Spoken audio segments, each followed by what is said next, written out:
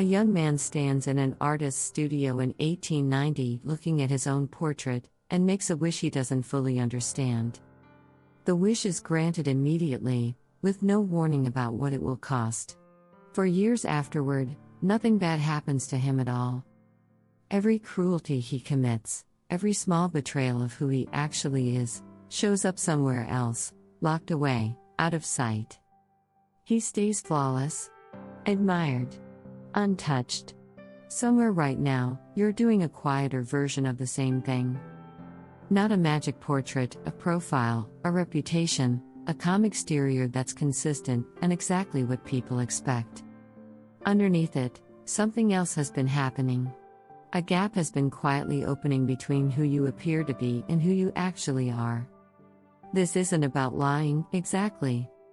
It's smaller than that, the version of you that skips the hard conversation, smiles through the exhaustion, buries the rest.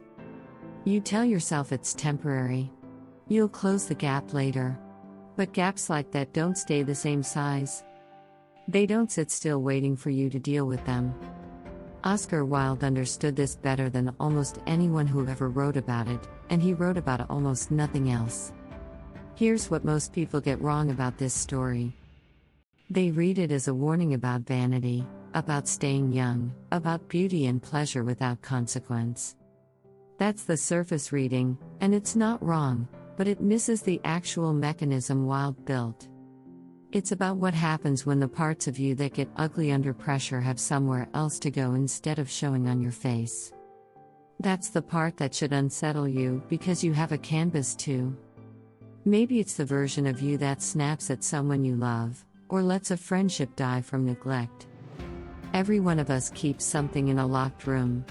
Wilde's insight wasn't that this is evil. His insight was that it's inevitable, and temporary in a way you don't expect. Here's the part of the story people skip past too quickly. Dorian doesn't get caught for years. He gets away with it, every single time. The portrait absorbs the damage, and he walks around exactly as beautiful as ever.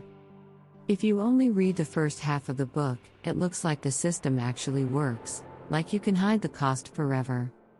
But here's the twist Wilde is actually making. The gap doesn't stay proportional. It compounds. Each thing Dorian hides doesn't just sit next to the last thing, it builds on it, distorts the next choice. By the end, the portrait isn't just older. It's monstrous. Not because years passed, but because nothing was ever resolved. It just kept accumulating, unaddressed, underneath a face that never had an answer for any of it. And that's the mechanism you should actually be worried about, not the getting caught, but the accumulating. You can maintain a gap between image and reality for a surprisingly long time. Longer than feels possible. But the size of the gap you're carrying now isn't the size it started as. It's every unresolved thing, stacked. And the maintenance cost of keeping it hidden goes up every single time, quietly, whether anyone notices or not. Dorian's ending isn't really about punishment. It's about arithmetic. Eventually the gap gets too large to maintain with the same effort you used to spend on it. Something has to give, either the image cracks, or you finally deal with what's underneath it.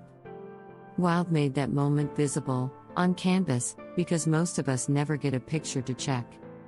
We just feel the pressure increasing and call it stress, without ever naming what it actually is. So here's the actual takeaway, and it's not don't lie or be authentic, because that's too easy. The takeaway is this: whatever you're not dealing with isn't staying the same size while you ignore it. It's compounding. The version of you that looks fine from the outside is running on a ledger you haven't opened in a while. If there's a gap you've been managing instead of closing, this might be the week to look at it before it looks back at you. Subscribe if you want more of literature's dead writers explaining exactly what you're going through right now.